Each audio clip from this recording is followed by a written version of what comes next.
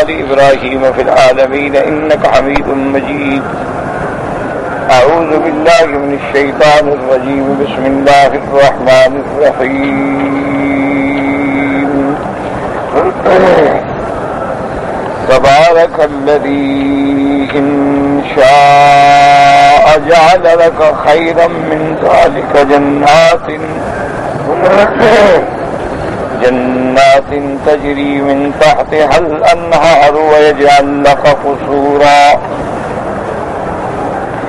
بل كذبوا بالساعة وأعتدنا لمن كذب بالساعة سعيرا إذا رأتهم من مكان بعيد سمعوا لها تغيظا وزفيرا وإذا ألقوا منها مكانا ضيقا مقرنين دعوا هنالك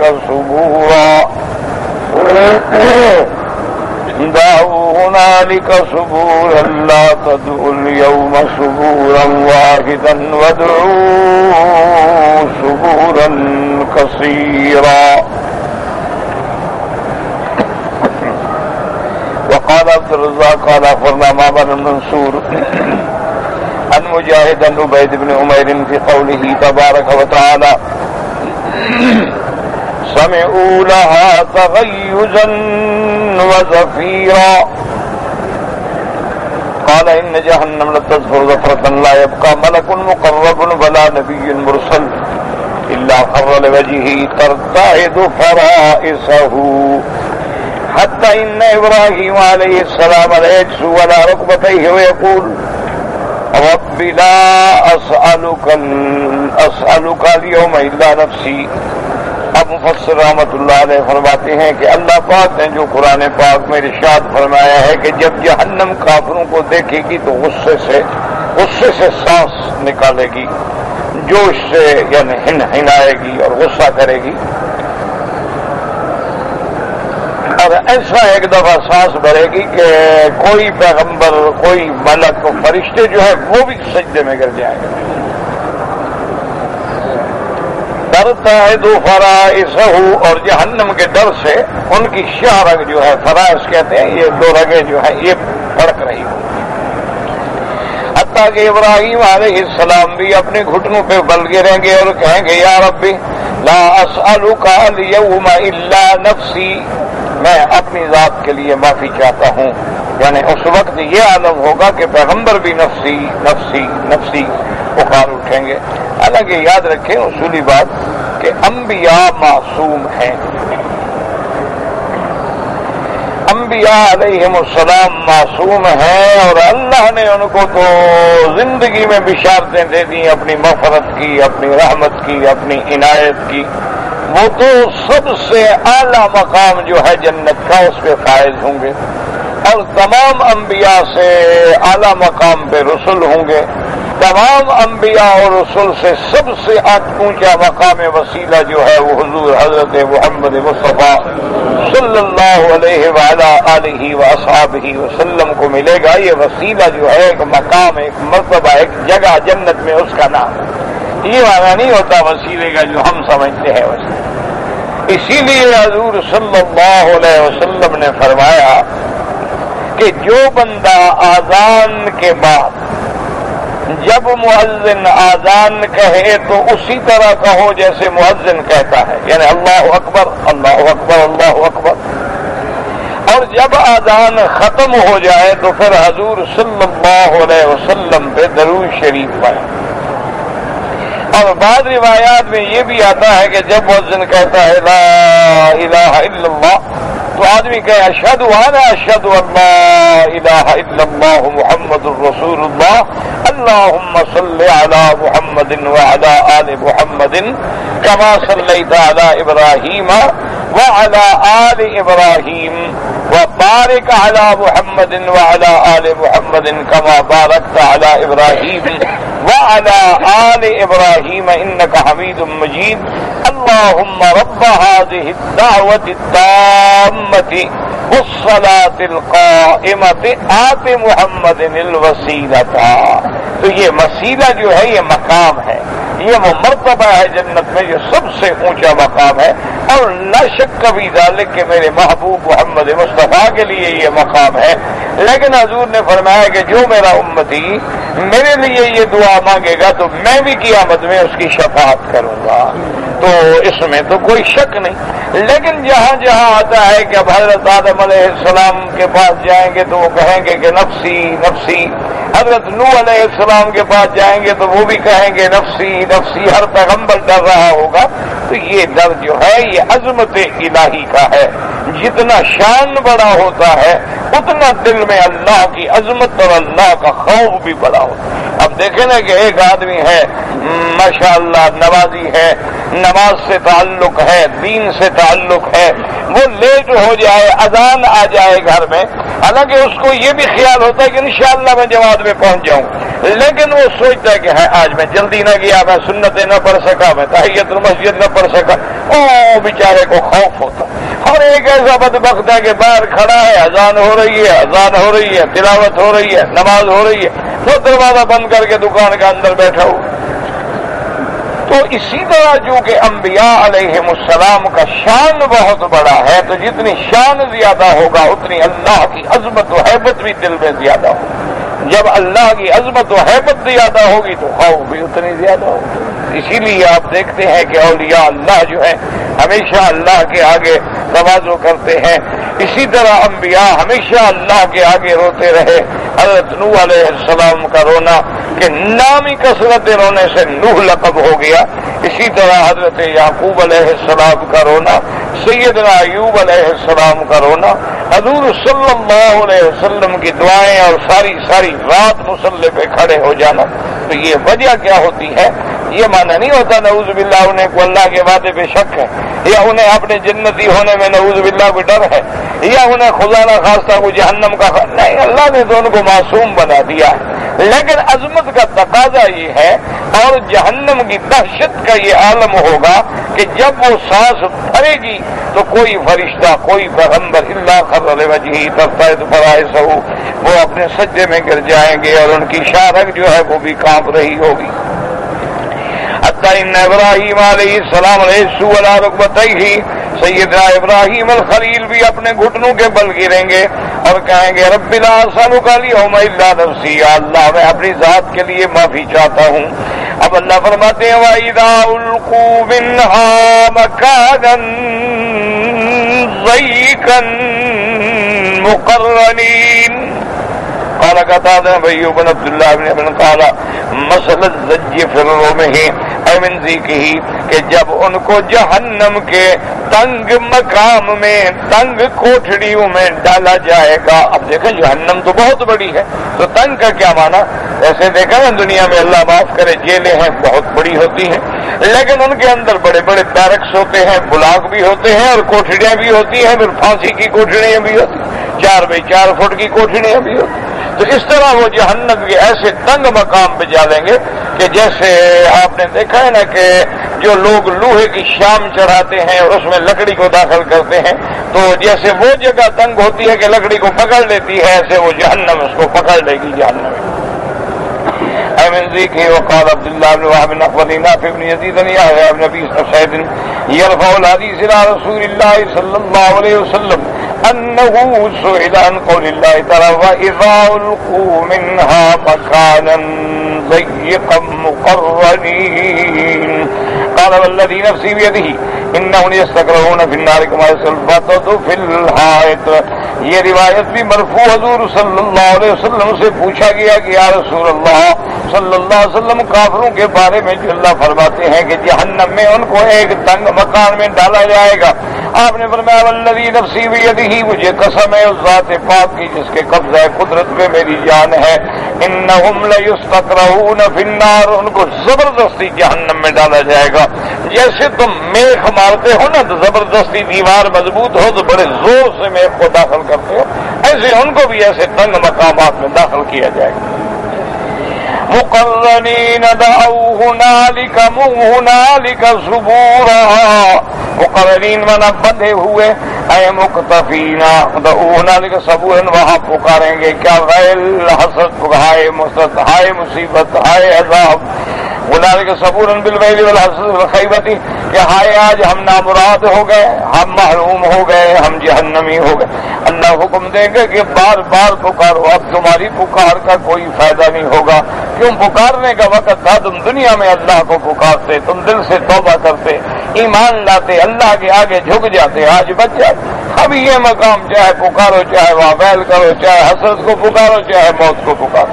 لا تدعوا اليوم صبورا واحدا وادعوا صبورا كثيرا. اور الامام احمد بن عفان قال حدثنا حماد بن سلمة عن علي بن يزيد عن مالك رضي الله تعالى ان رسول الله صلى الله عليه وسلم قال اول من يقصى هلة من النار ابلیس. اس روایت مبارک میں آتا ہے حضرت انس بن مالک روایت فرماتے ہیں کہ میرے آقا محبوب دو عالم رحمت دو عالم سیدنا محمد مصطفیٰ صلی اللہ علیہ وسلم نے فرمایا کہ قیامت والے دن سب سے پہلے جہنم کا جو حلہ ہے، جو لباس ہے جہنم کا، وہ ابلیس کو پہنایا جائے گا. فَيَضَعُهَا عَلَى حَاجِبَيْهِ وَيَسْحَبُهَا مِنْ خَلْفِهِ وَذُرِّيَّتُهُ مِنْ بَعْدِهِ. اور جب وہاں تک آئے گا اور ایسا لباس ہوگا کہ وہ یہاں تک اس کو ڈھانپ لے گا اور اس کی ذریت اس کے پیچھے ہوگی. وَهُوَ يُنَادِي يَا صَبُورًا وَيُنَادُونَ يَا صُبُورَهُمْ حَتَّى يَقِفُوا عَلَى النَّارِ. وہ چیخیں گے، وہ پکاریں گے، وہ فریادیں کریں گے حتیٰ کہ ان کو اسی حال میں جہنم پہ لایا جائے گا. وَيَقُولُ يَا صَبُورًا وَيَقُولُ يَا صَبُورَهُمْ وَيَقَالُ لَمْ لَا تَدْعُوا صُبُورًا وَاحِدًا وَادْعُوا صُبُورًا كَثِيرًا. لم يخرجه احد من اصحاب الكتب الستة.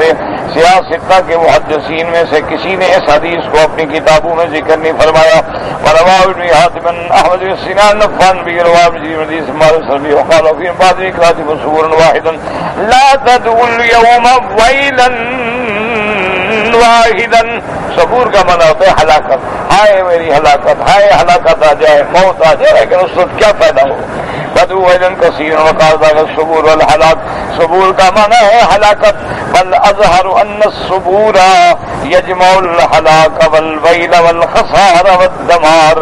اب مفسر فرماتا ہے کہ لفظ صبور جو ہے اس کے معنی میں ہلاک بھی ہے، اس کے معنی میں گھاٹا بھی ہے، اس کے معنی میں بربادی بھی ہے، دماغ کسی چیز کو ٹکڑے ٹکڑے کر دینا. کما قال موسیٰ لفرعون وانی لأظنک یا فرعون مثبورا. جیسے حضرت موسیٰ علیہ السلام نے فرعون سے کہا تھا کہ مجھے یقین ہے فرعون تو ہلاک ہونے والا. وقال عبد الله بن زبريز اجعل الشيطان في سنن الغي ومن مال ميله مسبور. جو بھی شیطان کے طریقے پہ چلا اس کا انجام ہلاکت و بربادی ہے. قل اذلك خير ام جنة الخلد التي وعد المتقون كانت لهم جزاء ومصيرا لهم فيها ما يشاءون خالدين كان على ربك وعدا مسئولا. اللہ نے فرمایا میرا بدری صلی اللہ علیہ وسلم آپ کو اور آپ کی امت کو جو ہم نے جہنمیوں کا حال سنایا ہے کہ کیسے وہ جہنم میں ڈالے جائیں گے، کیسے کیسے عذابوں میں ڈالے جائیں، کیا یہ عذاب بہتر ہیں یا وہ جنت کے باغ ہمیشہ رہنے والے جن میں ایمان والے اللہ کی رحمت سے جائیں گے وہ بہتر ہیں. قل اذلك خير ام جنة الخلد التي ہمیشہ ہے وعد المتقون جن کا اللہ نے وعدہ کیا ہے ڈرنے والوں سے کہ جو اللہ سے ڈرتے ہیں، اللہ کے رسول پہ ایمان لاتے ہیں، اس کے احکام پہ چلتے ہیں، اللہ نے ان کے لیے جنت میں باغ بنائے ہیں. یقول تعالی یا محمد صلی اللہ علیہ وسلم هذا الذي وصفناه لك من حال الاشقياء الذين يحشرون على وجوههم الى جهنم فتلقاهم بوجه عبوس وتغيظ وزفورا ويلقون في أماكن ضيق مقرنين لا يستطيعون حراكا ولا استنصارا ولا فتاكا ما هم فيه. اللہ فرماتے ہیں کہ میرے محبوب محمد مصطفیٰ صلی اللہ علیہ وسلم ہم نے جو بدبختوں کا حال آپ کو سنایا ہے، کافروں کا، مشرکوں کا، الذین یحشرون علی وجوہہم الی جہنم، جو سروں کے بل اپنے چہرے کے بل جہنم میں گرائے جائیں گے، اور جہنم ان کو بڑے سخت چہرے سے، سخت غصے سے اور سخت غیظ سے ان کا استقبال کرے گی، اور پھر ان کو جہنم میں بھی تنگ مکانات میں ڈالا جائے گا. لا یستطیعون حراکا، وہ ایسے تنگ مکان میں بند ہوں گے، نہ حرکت کر سکیں گے، نہ کسی کو مدد طلب کر سکیں گے، نہ وہاں سے رہائی پا سکیں گے. ھذا خیر، کیا یہ حال بہتر ہے؟ ام جنت الخلد التي وعد المتقون، ام جنت الخلد التي وعدها الله المتقین عبادی. اللہ تبارک و تعالی نے جو جنت اپنے متقین بندوں کے لیے تیار کر رکھی ہے، التي اعدها لهم وجعلها لهم جزاء وحسنا وعطاء في الدنيا وجعل مآلهم اليها. اللہ تبارک و تعالی نے وہ جنت ان کے لیے بدلا ہے، ان کے لوٹنے کی جگہ ہے، ان کا ٹھکانہ ہے، اس وجہ سے کہ دنیا میں انہوں نے اللہ کی فرما برداری کی ہے. لہم فیہا ما یشاؤون، اور جنت ایسی نعمتیں ہوں گی کہ جو چاہیں گے ان کو ملے گا. کہ جب مومن جنت میں ہوں گے تو ان کی ہر خواہش جو ہے اللہ پوری فرمائیں گے. لہم فیہا ما یشاؤون من البلاد من ماکل ومشارب وملابس ومساکن ومراکب ومناظر، وہ جیسا کھانا چاہیں گے، جیسا پینا چاہیں گے، جیسا لباس چاہیں گے، جیسی لذت چاہیں گے، جیسی سواریاں چاہیں گے، جیسے مناظر چاہیں گے، سب کے سب ان کی خواہش کے مطابق پورے ہوں گے. وغیر ذالک مما لا عین رأت، اور اللہ ان کو ایسی نعمتیں دے گا جو دنیا میں کسی آنکھ نے نہیں دیکھی، ولا اذن سمعت، نہ کسی کان نے سنی ہے، ولا خطر علی قلب احد، نہ کسی کے دل میں گمان گزرا ہے. وہ جنت کی نعمتیں ایسی ہوں گی کہ میرے آقا نے فرمایا کہ دنیا میں جو نعمتیں ہیں یہ تو فقط نام ہے، لیکن جنت کی نعمتیں جو ہیں ما لا عین رأت ولا اذن سمعت ولا خطر علی قلب بشر، کسی انسان کے وہ گمان میں بھی نہیں ہے. وہم فی ذالک خالدون ابدا، اور مومنین جو ہے وہ ہمیشہ جنت میں ہوں گے، دائماً سرمدن بلا انقطاع ولا زوال، وہ ہمیشہ جنت میں رہیں گے، نہ وہ نعمتیں کم ہوں گی، نہ نعمتیں ختم ہوں گی، نہ زائل ہوں گی.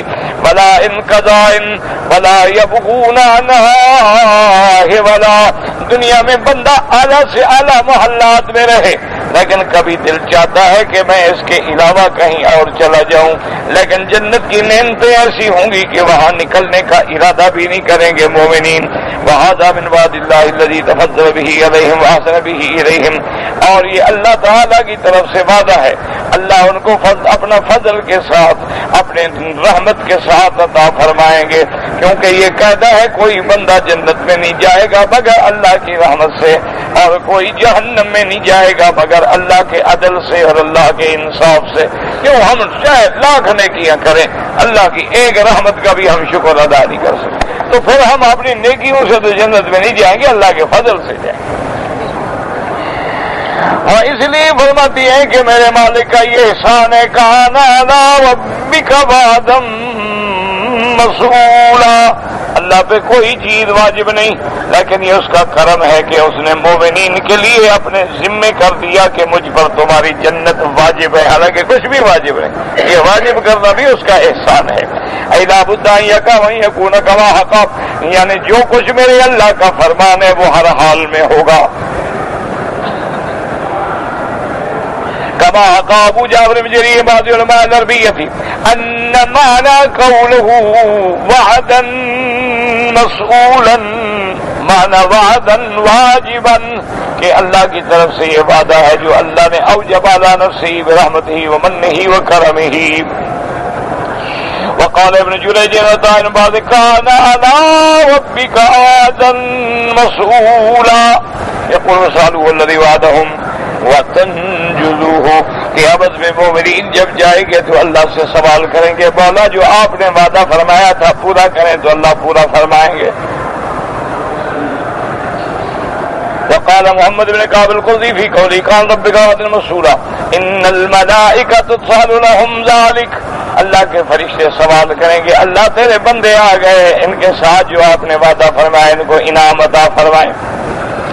ربنا وادخلهم جنات عدن التي وعدتهم. پھر اللہ ان کو اس باغوں میں اس جنت کے باغوں میں داخل کریں جس کا آپ نے وعدہ فرمایا ہے. وقال ابو حازم اذا قال يوم القيامة قالوا ربنا عملنا لك بالذي امرتنا وانجزنا ما وعدتنا. قیامت کے دن مومنین کہیں گے مولا ہم نے تیرے حکم کی تعمیل کی جو تو نے حکم کیا اب مہربانی کر کے اپنا وعدہ بھی انعام کا پورا فرما دے. وذلك قوله تعالى وعد المسؤولا وهذا المقام في هذه السورة من ذكر النار ثم التنبيه على حال أهل الجنة كما ذكر تعالى في سورة الصافات حال أهل الجنة ما فيها من النصر والحبور. اب مفسر رحمۃ اللہ علیہ فرماتے ہیں کہ یہ سنت اللہ ہے کہ جہاں پہلے اللہ نے جہنمیوں کا ذکر کیا اس کے بعد اللہ تبارک و تعالی نے جنت اور اہل جنت کا بھی ذکر فرما دیا. جیسے کہ سورۃ الصافات میں بھی جنت کا ذکر ہے جہنمیوں کا بھی ذکر ہے. ذالک خیر نزلا ام شجرۃ الزقوم. جو جہنمیوں کو کھلایا جائے گا جہنم کے اندر درخت ہوگا. انا جعلناها فتنة للظالمین انها شجرۃ تخرج في اصل الجحیم طلعها كأنه رؤوس الشیاطین. عین جہنم کے درمیان میں یہ درخت پیدا ہوگا اور اس کے شاخیں ایسے ہوں گی گوشے ایسے ہوں گے جیسے شیطانوں کے سر ہوتے ہیں. فإنهم لآكلون منها فمالئون منها البطون. یہ جہنمی اس کو کھائیں گے اور پیٹ بھی بھریں گے. ثم إن لهم عليها لشوبا من حمیم. اس کے بعد ان کو گرم پانی کھولتا ہوا جہنم کا پلایا جائے. اللہم اجرنا.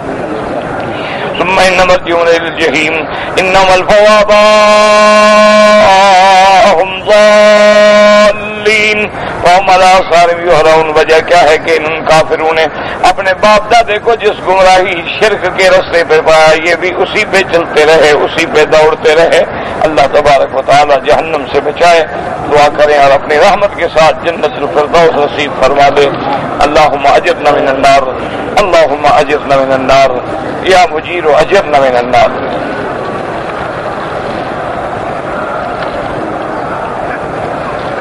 اگر ایک آدمی نے گزشتہ سال کی زکوٰۃ ادا نہیں کی اب اگر وہ حساب کر کے وہ زکوٰۃ اس سال ادا کر دے بالکل جائز ہے. جو زکوٰۃ آپ کے ذمے ہے پچھلے سال آپ نے ادا نہیں کی اس سال ادا کر دیں. اس سال کی بھی دے دیں پچھلے سال کی بھی دے دیں. آپ کے ذمے اللہ کا قرض ہے فوراً ادا کریں. اچھا اسی طرح اگر کوئی آدمی جیسے حادثات ہیں جیسے پاکستان میں زلزلہ آیا مصائب آئے کوارث آئے اگر کوئی آدمی سمجھتا ہے کہ بھئی میری سال کی زکوٰۃ 1,00,000 روپے ہے میں اگر 2-3 سال کی کٹھی دے دوں ان کی مصیبت میں کام آ جائے تو اگر وہ آنے والے سالوں کا بھی اندازہ کر کے 2-3 لاکھ روپے زکوٰۃ کٹھی ادا کر دے وہ بھی جائز. ہاں اگر اللہ اگلے سال بڑھا دے تو جتنا لی ہے ٹھیک ہے باقی ادا کر دے گا. یعنی آپ پچھلے سال کی بھی ادا کر سکتے ہیں اور آنے والے سالوں کی پیشگی بھی ادا کر سکتے ہیں.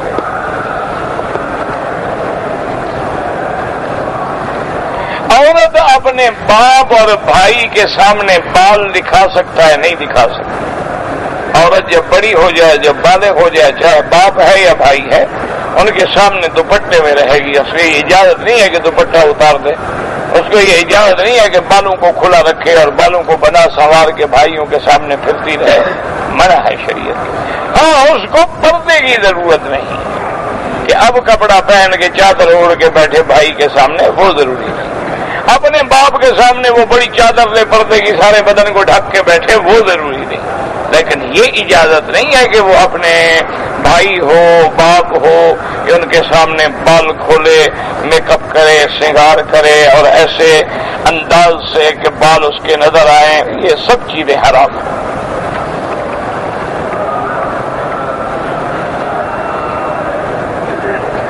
کہتے جی کہ میں ایک دکاندار ہوں اور دکان پہ مرد بھی آتے ہیں سودا خریدنے کے لیے اور عورتیں بھی آتی ہیں۔ جب عورتیں آتی ہیں تو لازمی بات ہے کہ ان سے بات بھی کرنی پڑتی ہے، آپ کی مجبوری ہے، کیونکہ آج کل اصل میں مشکل یہ ہے نا کہ پہلے تو شریعت میں عورتوں میں بھی حیا تھی، وہ بھی آگے نظر جھکا کے ادب سے ضرورت کی بات کر کے چلی جاتی تھی۔ آج کل تو عورتیں بھی تو وہاں قصے کہانیاں کرنے آتی ہیں اور آگے دکاندار بھی ماشاءاللہ ایک سے ایک بڑھ کے ہیں۔ تو بہرحال اللہ نیتوں کو جانتے ہیں، تم ضرورت کی بات کرو گے تو انشاءاللہ گناہ نہیں ہوگا، ضرورت کی بات کرو اور نظر اپنی بچاؤ۔ یہ نہیں ہے کہ آنکھوں سے آنکھیں ملاؤ، نظر اس کے سینے پہ ڈالو، اس کے چہرے پہ ڈالو، یا ایسے انداز میں بات کرو کہ نعوذ باللہ اس کے دل میں شبہات پیدا ہو جائیں، تو پھر حرام ہے، تو منع ہے۔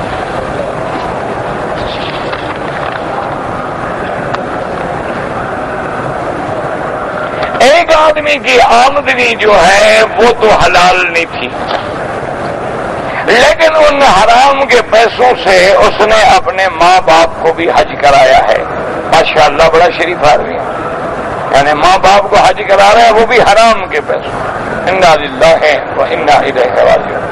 حالانکہ صحیح حدیث مبارک میں ہے کہ جب آدمی حج پہ آتا ہے اور اس کا مال یا پیسہ حرام کا ہوتا ہے اور وہ کہتا ہے لبیک اللہم لبیک، تو آواز آتی ہے ملبسوں کا حرام و ماکلوں کا حرام، تیرا کھانا حرام، تیرا پہننا حرام، تیرا لباس حرام، حجوں کا مردود علیک، تیرے حج کو ہم نے تیرے منہ پہ مار دیا ہے، دوڑ جاؤ، کوئی حج نہیں تمہارا۔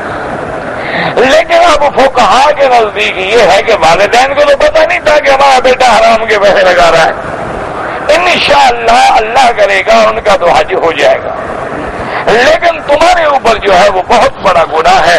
توبہ کرو، استغفار کرو اور اتنے پیسے جو ہیں کوشش کرو کہ حلال کے پیدا کرو، جن کے تم نے حرام کھائے تھے ان کو لوٹا دو۔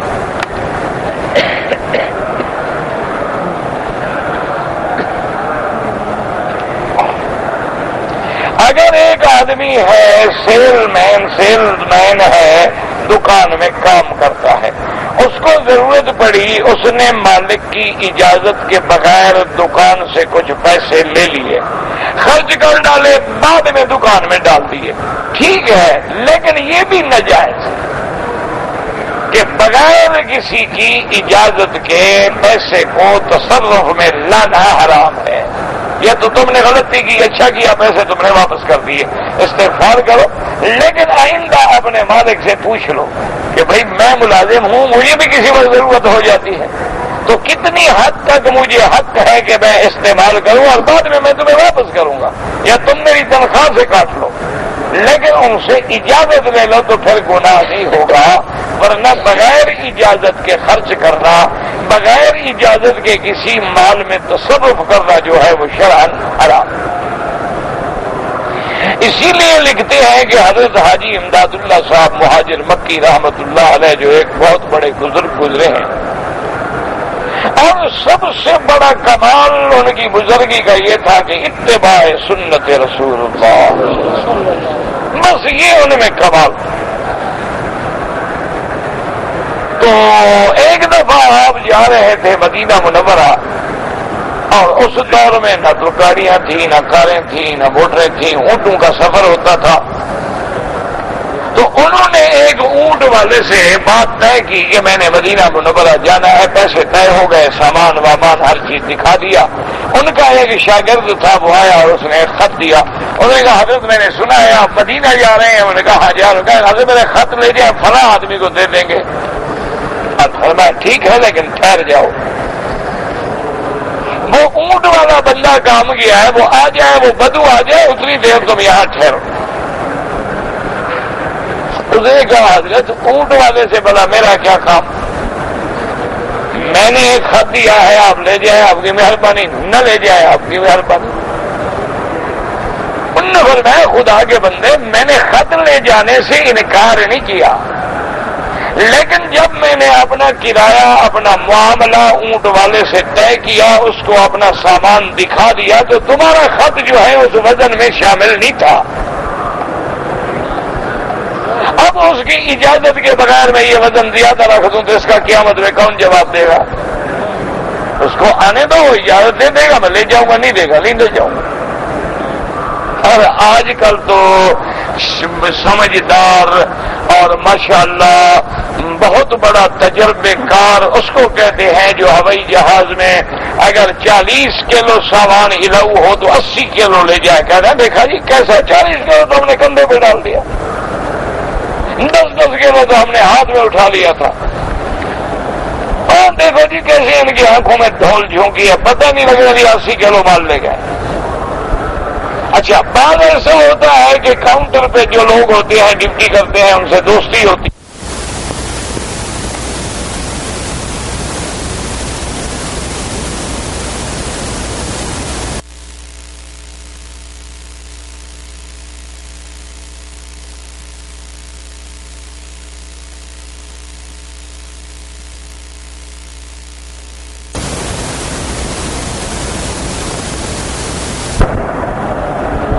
اگر وہ تمہیں اجازت بھی دے دے، وہ کون ہے اجازت دینے والا؟ اللہ کے بندے، وہ ایک کلرک ہے، تنخواہ لیتا ہے، پیسے لیتا ہے، اس کی ڈیوٹی ہے کہ زیادہ سامان جو ہے اوور لوڈ نہ ہو اور سواری اپنے سامان سے زیادہ سامان نہ لے جائے، اگر لے جائے تو پیمنٹ کرے تاکہ کمپنی کو فائدہ ہو۔ تو ہم اس کو سمجھتے ہیں کہ بڑی بہادری ہے اور بڑی چالاکی ہے، اور یہ چالاکی نہیں ہے، یہ اپنے لیے جہنم خریدنے والی بات ہے۔ تو کیا چالاکی؟ آج تو کھا لو گے، آج تو چکر چلا لو گے، قبر ہے ایسا ہے، وہاں کیا کرو گے؟ وہاں تو ایک ایک پائی کا حساب دینا ہوگا، لہذا ان چیزوں کا خیال رکھا کر۔ اچھا ہے بھی ویسے سچی بات یہ ہے کہ میرے بھائی جو ہے نا خیال نہیں کرتے، ورنہ یہ ہے بھی گناہ ہے بے لذت۔ اب مثال کے طور پر اگر آپ کا 100 کلو بھی سامان زیادہ ہے، آپ 5-4 دن پہلے کارگو کرا گئے، آپ کا 200-250 ریال لگے گا، نہ احسان نہ ذلت نہ منت نہ کسی کی بات۔ اچھا اب تو ایسا بھی انتظام ہو گیا ہے کہ اگر آپ وہاں کسی شہر میں رہتے ہیں یعنی جہاں وسائل ہیں تو آپ یہاں سے سامان بک کریں، وہ آپ کے گھر پہنچا دیں، یعنی وہ 3 کے بجائے 3.5 روپے 3.5 ریال لے لیں گے، لیکن وہ سامان خود چھڑائیں گے، خود پہنچائیں گے، تمہارے گھر میں دے آئیں گے۔ لیکن شرط یہ ہے کہ اس میں کوئی سامان ایسا نہ ہو جو امیگریشن قوانین یا کسٹم قوانین کے خلاف ہو۔ تو جب اتنی آسانی ہے تو کسی کے آگے جناب کھڑے ہیں، منتیں کر رہے ہیں، جناب اور جناب تھوڑا سا سامان زیادہ ہے، جناب پلیز، کیا مطلب ہے؟ کوئی ضرورت نہیں۔ ہمارا تو اتفاق ہمیشہ ہوتا ہے، بیچارے بڑا لحاظ بھی کرتے ہیں، اللہ ان کو جزائے خیر بھی دے، بہرحال وہ تو اپنی طرف سے لحاظ کرتے ہیں۔ جب بھی جاتے ہیں نا تو کوئی نہ کوئی اللہ پاک حرم کی برکت سے، قرآن پاک کے درس کی برکت سے، استاروں سے، ہم تو جانتے نہیں ہوتے کون ہے، ہمیں تو پتہ نہیں ہوتا ہے کہ کون ہے، لیکن کوئی نہ کوئی بندہ اللہ پیدا کر دیتا۔ میں ایک دفعہ نیو یارک سے سفر کر رہا تھا جدے کے لیے، اور آپ کو پتا ہے کہ 14, 15, 16 گھنٹے کی فلائٹ، اور خدا کی شان ہے کہ میں تھا بھی اکیلا، کوئی ساتھی بھی نہیں تھا۔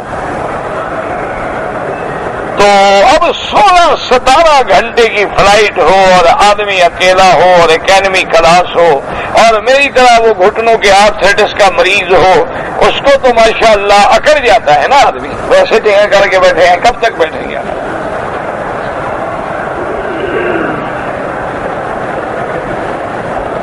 اب میں دل میں سوچا، میں نے کہا دیکھیں خدا کی شان ہے کہ آج بندہ بھی کوئی ساتھ نہیں، چلو کوئی ساتھی ہو نا، آدمی گپ شپ میں بات کرنے میں کو مسئلہ چھیڑ دیا، کو بات چھیڑ دی، چلو وقت گزر جاتا ہے۔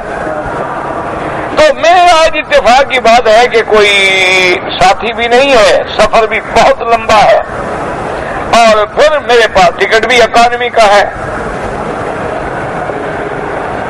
چلو بھائی الحمدللہ جو اللہ چاہیں گے وہی ہوگا۔ اب مجھے ٹھیک ہی یاد نہیں کہ عصر کی نماز کا وقت تھا یا مغرب کی نماز کا وقت تھا، تو میں نے ایک آدمی سے پوچھا کہ بھئی یہاں جگہ ہے نماز کی؟ انہوں نے کہا جی جگہ بن۔ یہ تو ابھی جھگڑے ہو گئے نا، پہلے تو بڑا احترام ہوتا تھا۔ تو وہاں جا کے میں نے مغرب کی نماز پڑھی۔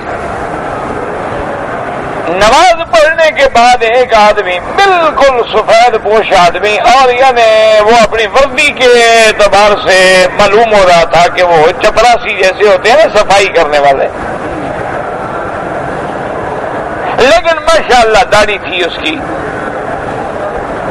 اس نے کہا کہ حضرت اگر آپ اجازت دیں، میں غریب آدمی ہوں اور اگر آپ مہربانی کریں تو میری چائے پی لیں۔ میں کہا یار تم پہلے غریب آدمی ہو تو پھر میں اور تمہارے لیے بوجھ بن جاؤں؟ مولویوں کو پلانے والے اور بھی اللہ کو بھیج دے گا، ہماری تو زندگی ایسے لوگوں کے مال پہ گزرتی ہے۔ انہوں نے کہا جی بس میری محبت، میں نے کہا تم جانتے ہو مجھے؟ انہوں نے کہا ہاں جی میں جانتا ہوں، بس آپ مہربانی کریں میری چائے پی۔ کر لے آؤ بھائی، ٹھیک ہو گیا ابھی چائے، بڑی اچھی چائے بنا کر۔ انہوں نے کہا جی میں آپ کو دکان والی بازار نہیں، میں یہاں کام کرتا ہوں اور میرا اپنا انتظام ہے چائے کا، میں آپ کو بالکل اپنے انداز والی چائے پلاؤں گا۔ بڑی اچھی چائے پلائی۔ پھر اس نے کہا کہ جی آپ کا سامان، میں نے کہا تو وزن ہو گیا ہے۔ انہوں نے کہا جی آپ کا ٹکٹ، میں نے کہا یہ بورڈنگ کارڈ ہے۔ انہوں نے کہا مجھے 1 منٹ دے دیں۔ چلا گیا، تھوڑی دیر کے بعد آ کے اس نے مجھے بورڈنگ کارڈ دے دیا، اور بیچارے نے میرا بیگ بھی پکڑا، لگے کوئی چھوٹا سا بیگ تھا، 2 کلو بھی وزن نہیں ہوگا، اس کی محبت، اور جہاز کے اندر تک آ کے مجھے چھوڑ گیا اور بڑی محبت سے ملا۔ اور اس نے کہا کہ جی میں نے ریکویسٹ کی ہے انشاءاللہ اگر جہاز میں گنجائش ہوئی، چونکہ اختیارات جو ہیں قانون میں بھی اور نظام میں بھی اور ہر لحاظ سے پائلٹ کو ہوتے، یا تو آپ پہلے مجھے کہتے تو میں یہاں کے اسٹیشن مینیجر سے اجازت لیتا، تو اب پائلٹ کے سوا کسی کو اختیار نہیں ہے۔ میں نے ان کو ریکویسٹ کی ہے اور آپ کے بارے میں بتلایا ہے، وہ کوشش کرے گا اگر فرسٹ کلاس میں جگہ خالی ہوئی تو وہ آپ کو بٹھا دے۔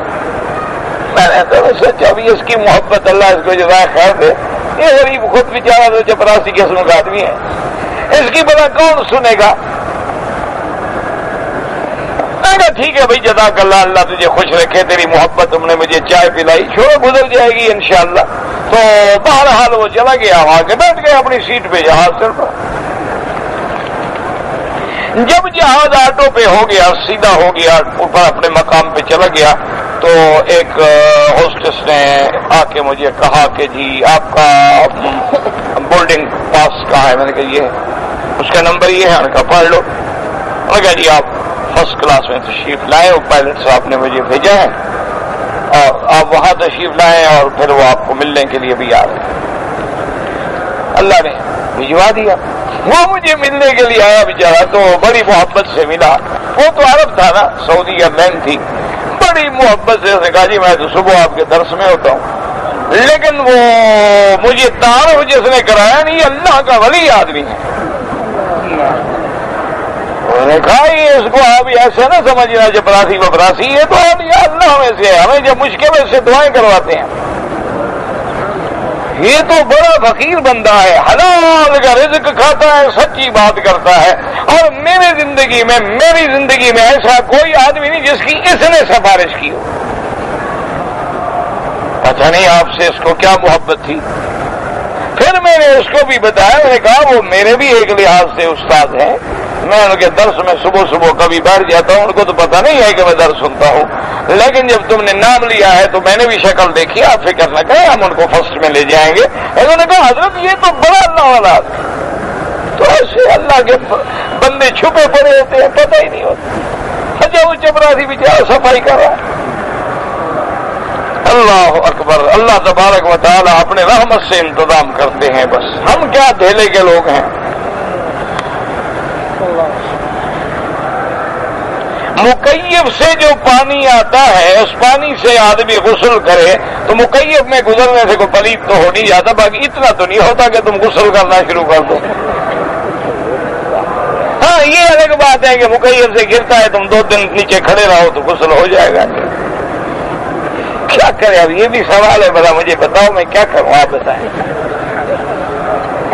انا للہ و انا الیہ راجعون، بس اور کیا کہہ سکتے ہیں۔ عورت کو اپنا سطر دکھا سکتا ہے؟ نہیں دکھا سکتا ہے، کیوں؟ اس کو دیکھنے میں کیا فائدہ ہوگا؟ جاہلوں والی بات، جیسے مرد سے پڑتا ہے عورت کا، عورت سے بھی پڑتا ہے، سطر تو نہیں کھول سکتی۔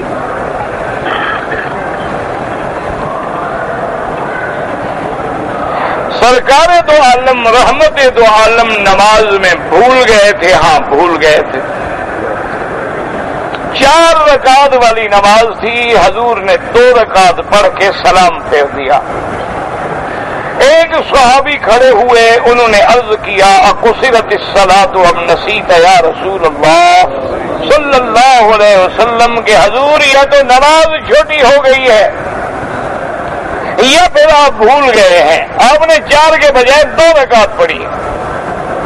اللہ کی شان دیکھے، حضور نے فرمایا نہیں، ما قصرت الصلاۃ وما نسیت، تو میں تو نہیں بھولا، نہ نماز چھوٹی ہوئی، میں نے پوری پڑھائی۔ صحابی نے پھر عرض کیا، حضور نے بھی پھر فرما دیا کہ میں نہیں بھولا۔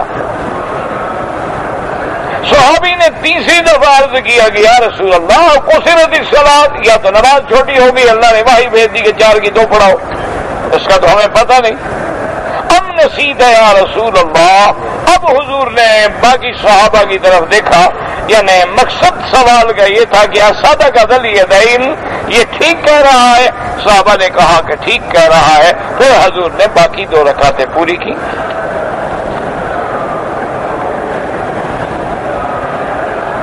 عشاء میں اکیلا آدمی نماز پڑھ رہا ہے، فرض نماز، وہ قرات بالکل قرات کرے گا، فاتحہ پڑھے گا، سورت پڑھے گا، ضروری نہیں ہے کہ زور زور سے پڑھے، لیکن اگر معمولی جہر سے پڑھے تو جائز۔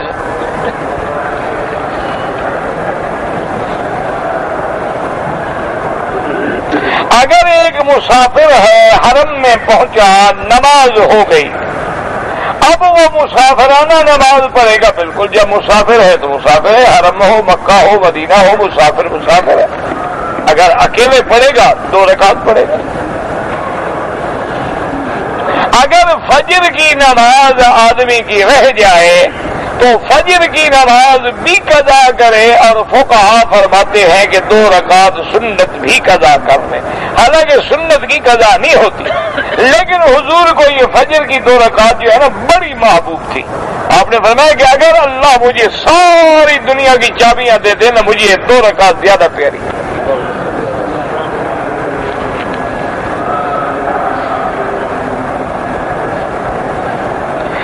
یہ تمتع کرنے والے 3-4 مل کے ایک جمل لے لیا، گائے لے لیا، بھینس لیا کچھ نہیں، ایسے پوچھ رہا ہے کیوں جمل لیا تو پھر گائے کا کیوں پوچھ رہے ہو؟ گائے لیا تو جمل کا کیوں پوچھ رہے ہو؟ یہ کل بھی بتایا تھا بھائی، جمل ہو گائے ہو 7 حصے ہیں، 2 مل ہو 4 مل ہو 7 مل ہو۔ عورت احرام کی حالت میں چہرہ کھلا رکھے گا، لیکن اگر کوئی آدمی سامنے آ جائے تو پھر پردہ گرا دے گا۔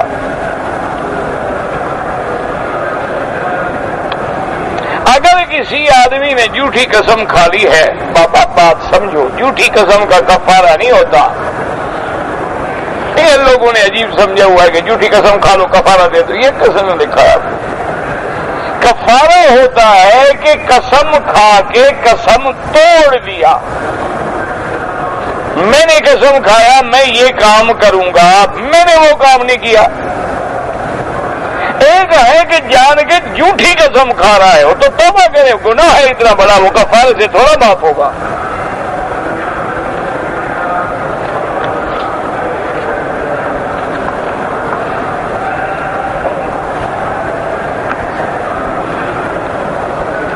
جو لوگ مکہ المکرمہ کے رہنے والے ہیں لیکن وہ پاکستان جائیں تو واپسی پہ ان کو احرام پاکستان سے باندھنا ہے۔ اگر وہ جدے سے احرام باندھیں گے تو دم پڑ جائے گا. مکے میں رہنے سے احکام نہیں بدل جاتے. جب مکے میں رہتے ہو لیکن پاکستان چلے گئے لہذا میقات سے آپ گزر گئے, چاہے رہنے والے ہو یا نہ رہنے والے ہو, مقیم ہو یا غیر مقیم. تو اب جب آپ پاکستان چلے گئے ہیں تو گویا آپ آفاقی ہو گئے ہیں. اب جب پاکستان سے آئیں گے تو پاکستان ایئرپورٹ سے احرام باندھیں یا اپنے احرام کا انتظام کر کے اپنے ساتھ رکھ لیں, اور جب جہاز میقات کے قریب آئے اس وقت احرام باندھ لیں. سعودی ایئر لائن تو بتاتے ہیں کہ بھئی ہم میقات کے محاذات پہ آنے والے ہیں, باقی ایئر لائن والے نہیں بتاتے. تو اس لیے احتیاطاً 2 گھنٹے پہلے یا 1.5 گھنٹے پہلے جہاز میں بیٹھے بیٹھے احرام باندھ لیں. وضو ہے تب بھی باندھ لیں, وضو نہیں ہے تب بھی باندھ لیں. نماز پڑھ سکتے ہیں نہیں پڑھ سکتے کوئی منع نہیں, 2 چادریں باندھیں لبیک اللہم لبیک, سیٹ پہ بیٹھے بیٹھے پڑھ لیں اور پھر آ جائیں عمرہ کریں. آپ کا میقات کا عمرہ ہوگا.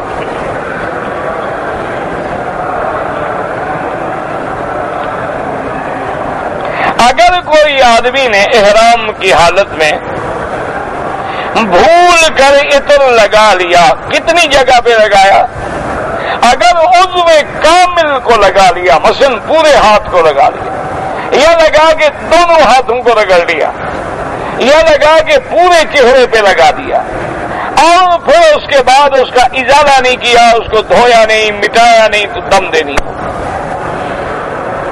اور بعض ائمہ فرماتے ہیں کہ اگر نسیان ہے, بھول گیا ہے, تو جب یاد آئے فوراً دھو ڈالے, دم سے بچ جائے گا. میرے والد کہتے ہیں فوت ہو گئے, اللہ مغفرت فرمائے.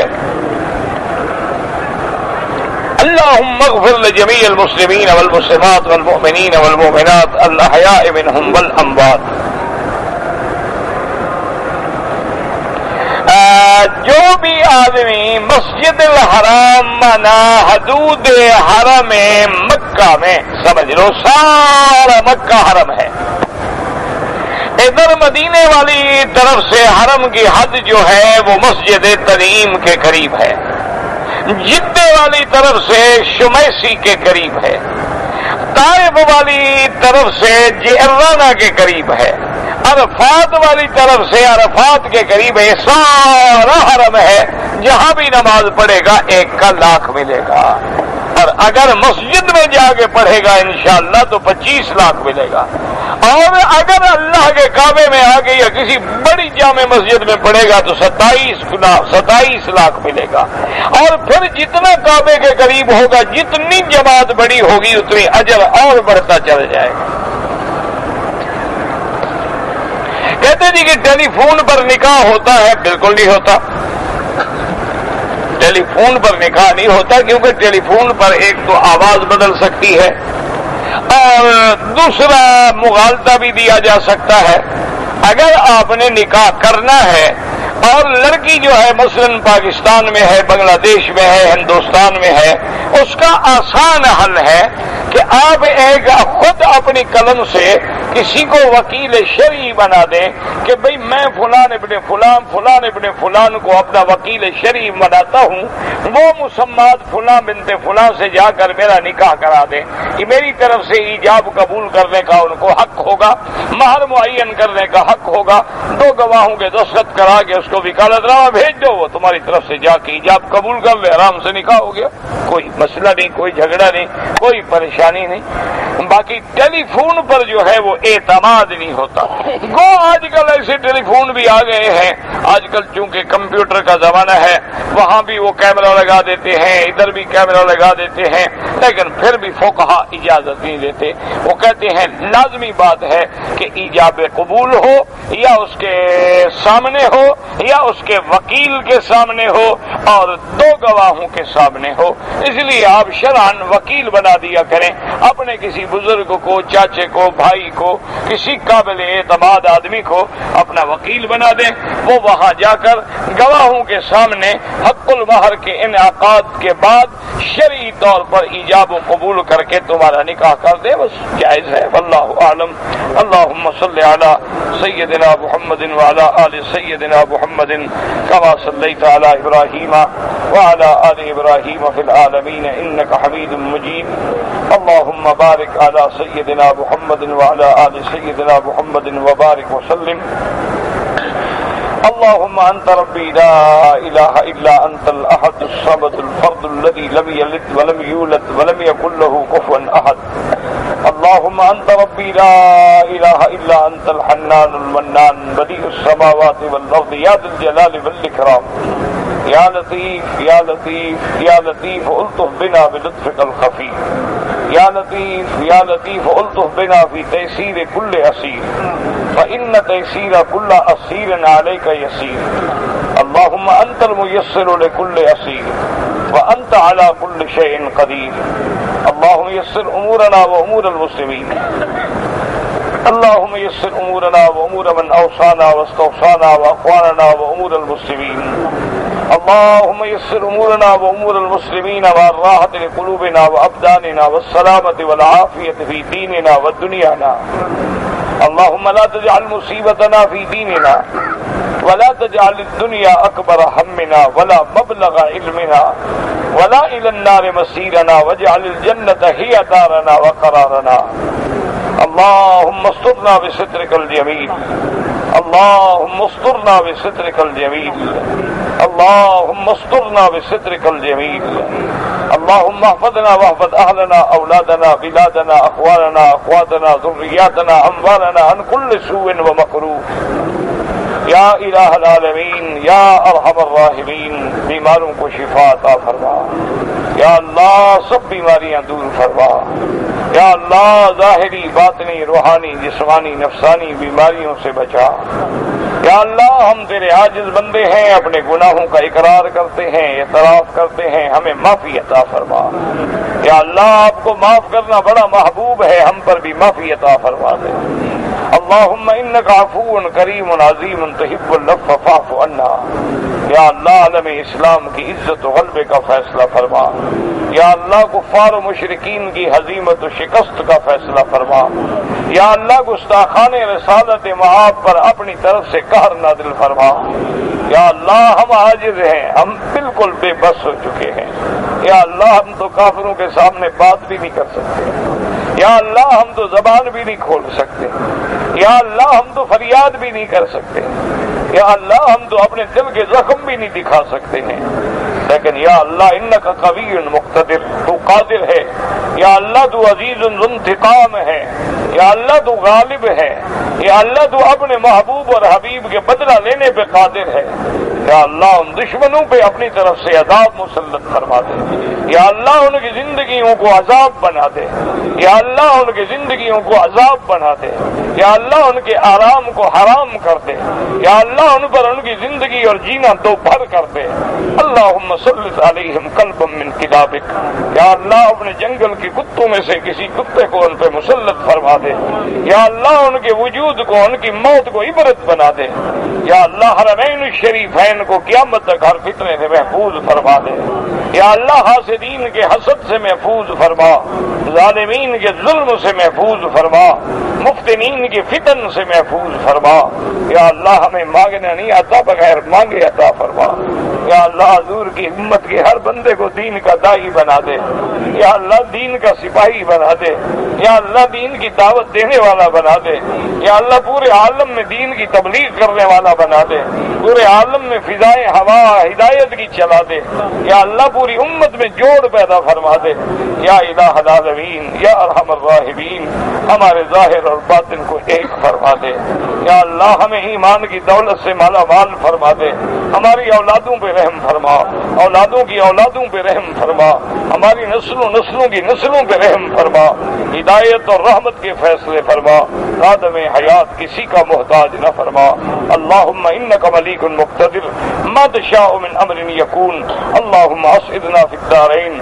اللہم کن لنا ولا تکن علینا وانصرنا علی من بغى علینا.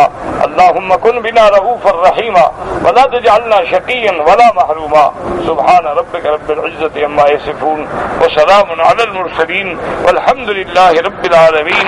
اللہم صل علی سیدنا محمد وعلی آل سیدنا محمد كما صليت على إبراهيم وعلى آل إبراهيم.